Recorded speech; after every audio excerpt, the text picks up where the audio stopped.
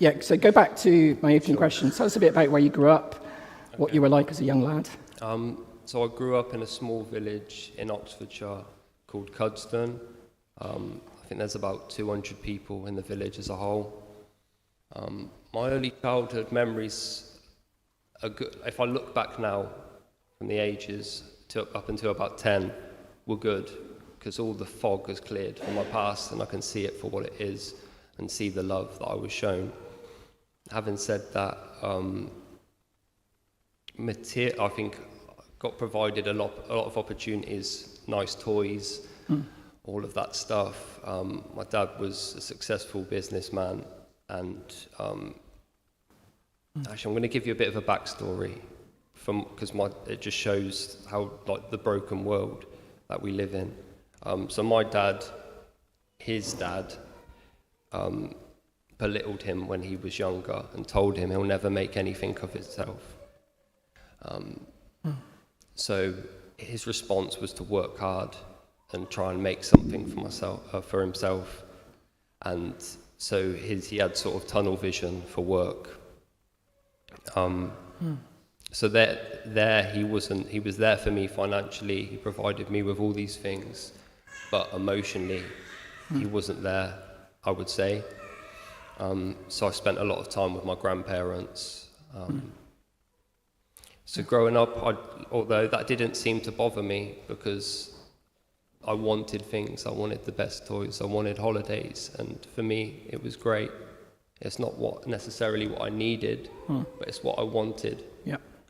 All of that stuff was appealing to me. When I look up at that photo now, it looks appealing, but looks can be deceiving, right? Yeah. So growing up, my interests, I could say, I loved football. Yeah. Loved watching football. Man United was my team, or is my team, I should say. Don't communicate out too loudly. Because David Beckham was my idol. That's who I looked up to, and I wasn't going to follow him to Real Madrid, so I stuck with United. It's hard to say what my interests were as a child. That's a good I'm flavour. still learning now. Yeah. I still don't quite know that stuff about myself. Yeah. So early days, like you say, quite comfortable lifestyle, materially comfortable, but maybe some sort of cracks in terms of relational stuff going on in family life. Things started to go really wrong, sort of in your, I guess, was it sort of early secondary school age, sort of 10, 11, 12? Sure. 2 major events happened in your family life that had a massive impact on you. Can you tell us a little bit about what happened and how those events affected you?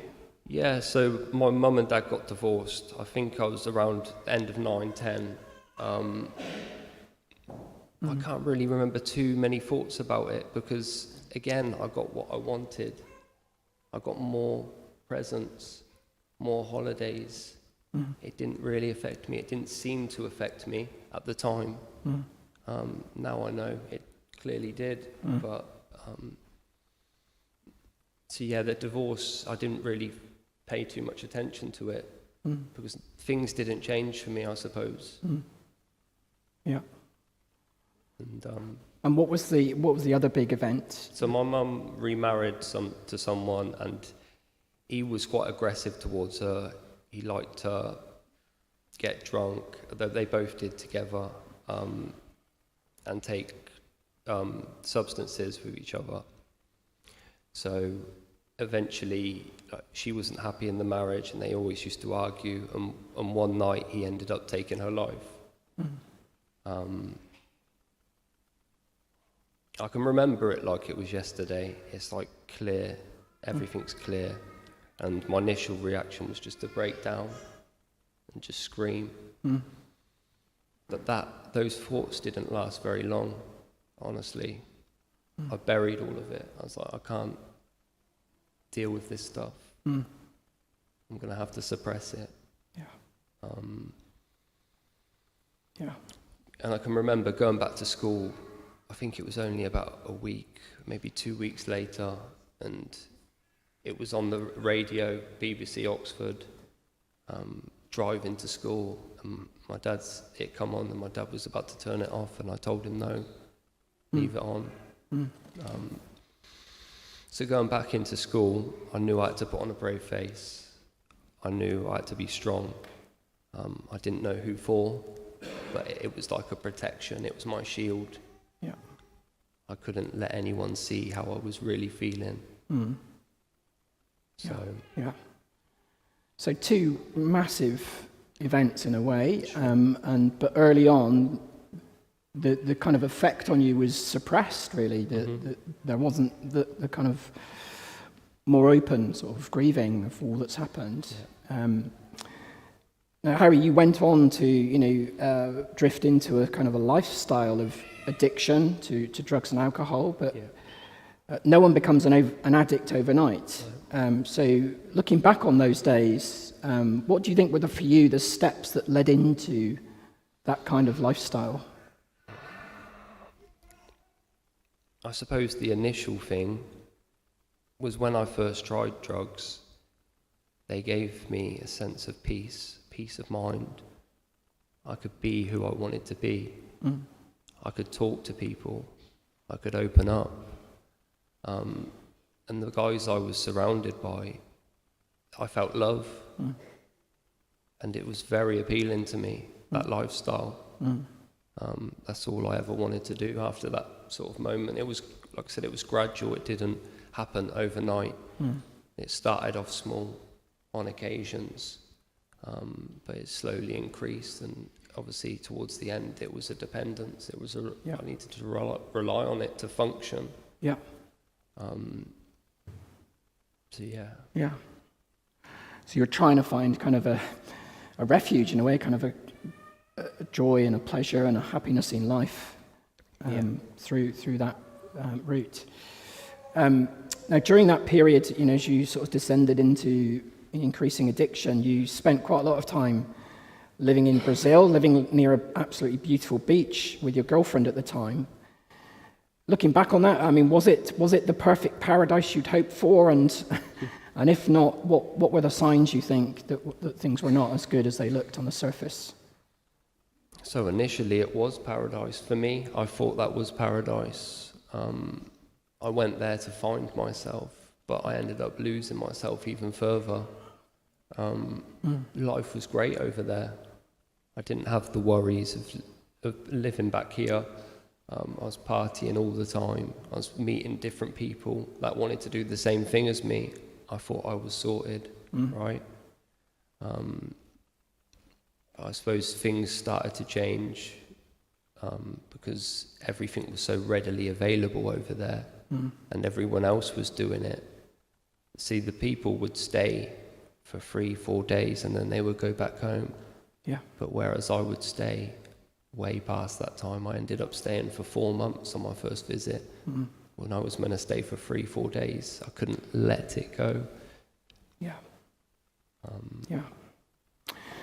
So the kind of high life, the party life in Brazil started to kind of unpick, and you ended up feeling very isolated, very alone, very anxious, very fearful.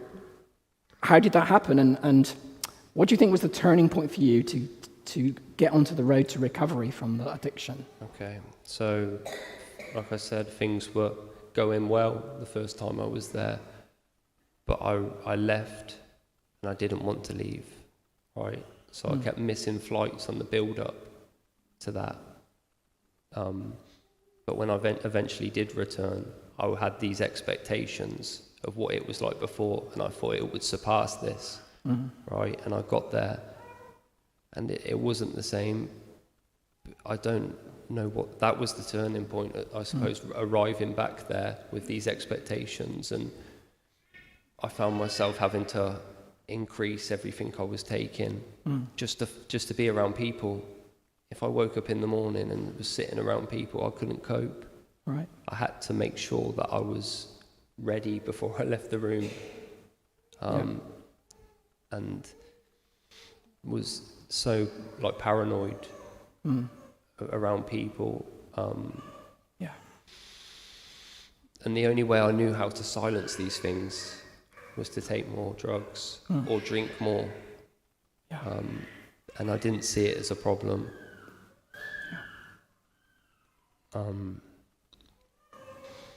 So that was the turning point. This was 2018.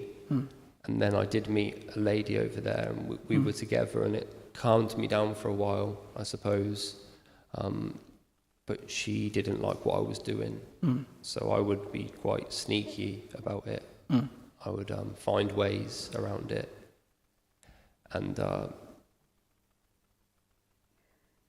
it continued for a while, and that's when it was a personal thing rather than sharing it with other people. I wouldn't want to do that anymore. No. I'd want to be by myself in a room. Right. Because then I didn't get any of those thoughts until the next morning. But I could just be who I wanted to be. Yeah. So what led you to the kind of real breaking point where you were actually recognizing the problem and starting to seek help? I think the first time was when my dad noticed it more than anything. He would come home from work in tears pretty much every day. And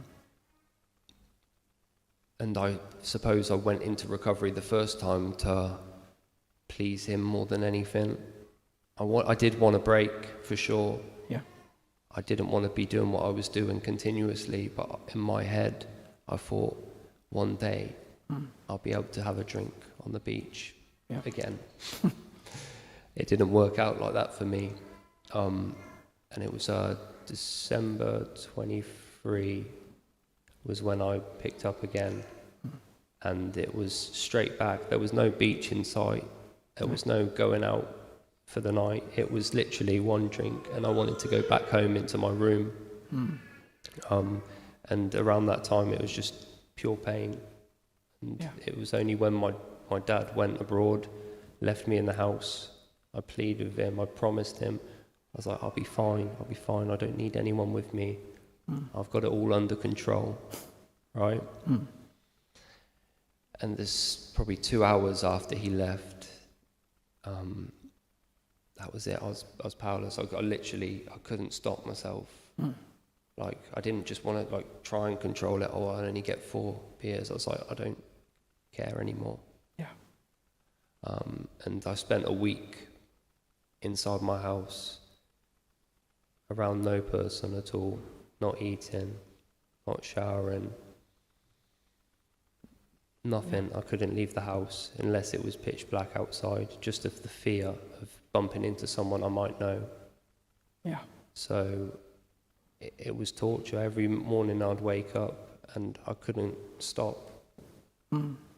I'd promise my dad every single day, I'll be fine. I'm not going to do it today. I'll be back to work. All of these things. But when it come to about 3 o'clock in the afternoon, that was it. I couldn't stop. And it took me to this dark place where I truly feared for my life. It was the first times I even considered of taking my own life. Unfortunately, my dad has a friend who come round and managed to get me into treatment centre. Yeah. But this time I was serious because it was a crossroads. You say. It's either life or death for me. I know if I go back to it, that's what will happen. Yeah. And it scared me. Yeah. It scared me enough to tell people the truth about how I was feeling. So I would say that honesty, that's my first step to recovery. Yeah. So Harry, you've hit rock bottom. You've started to seek help, get treatment to help you with your addiction to recover. Now, people in that situation wouldn't automatically necessarily get in contact with Christians. What happened with you? How did you, from that place of getting help for recovery from your addiction, to start exploring the Christian faith? And what struck you when you started to meet Christians and started reading the Bible for the first time? For sure. So my initial step was to go through the 12 steps of Alcoholics Anonymous, Cocaine Anonymous. But when I went through it, it helped me, like I said, be honest and clear the wreckage of my past, deal with a few things. But it wasn't enough for me. When I was praying, I was getting resentful. I thought it was a chore to me. I'd have to wake up and do these set prayers, otherwise I'm not going to be well in my head, and it wasn't working. So I knew I needed to explore. And my sponsor, he's actually a Christian, and I think he was waiting for this moment, because he never mentioned it to me, but I came to him and I said about prayer. I was telling him how I thought, and he said, look, why don't you just have a conversation with God? You can do that, right? And I was like, can you? I did not know. And I started to do that, and things started to flow a bit more, and it started to come from the heart, which is something, it was always coming from the head. And we started to go through Mark's Gospel together. And I think, like I said, it was only about 2 weeks into that, 2 hours, and I was just in awe of Christ. The care and compassion he had for broken people, just like me. I never thought I could relate to that, but it hit me. And I wanted to know more. And I think that's the first steps. And it was hard for me to come to this church. It was hard for me. I was so nervous walking in this. I still am today at some points. It's new to me. It's a new world. But I felt love, and I felt a part of it. So I no longer feel like that. I don't feel embarrassed to walk through here feeling worthless or nothing. I have nothing to offer here. I've been shown different by people in this room. And I think I'm starting to come out of my shell more, for sure. That's great. So you've been a Christian for over a year now. You recently got baptized, publicly told the world what God's begun to do in your life.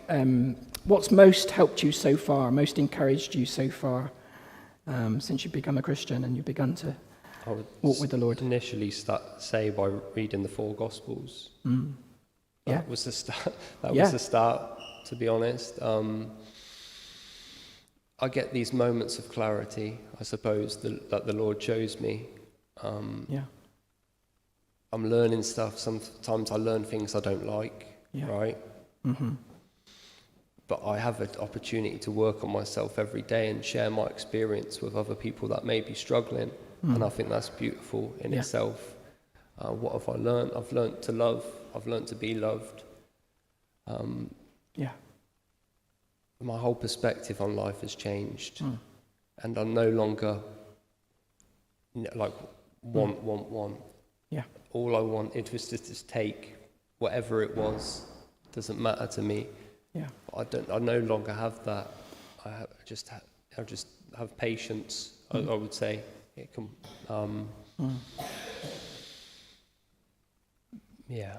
That's great.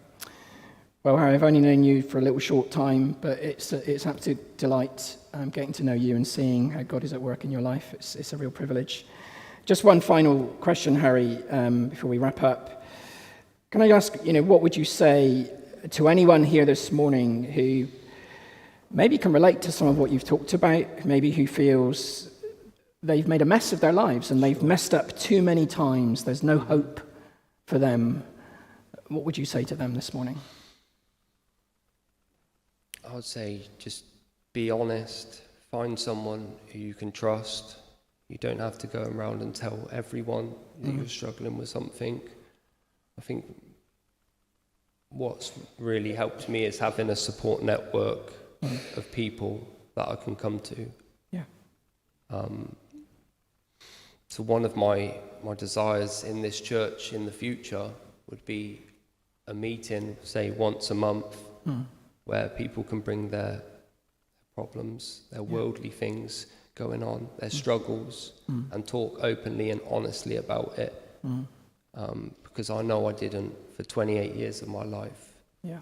And removing all of that stuff has allowed me to see things clearer. Yeah. Another thing that's really helped me recently, and I've seen Luke chapter 15, Yeah. Return of the Prodigal Son. Yes. That's certainly a good one, isn't it? Wonderful. For sure. Yeah. But yeah, get honest. Yeah. Yeah. That's the most, yeah. Well, Harry, thank you so much. We really do want to thank you for being willing to share some of these things. They're so personal but profound and powerful that you've been sharing with us this morning.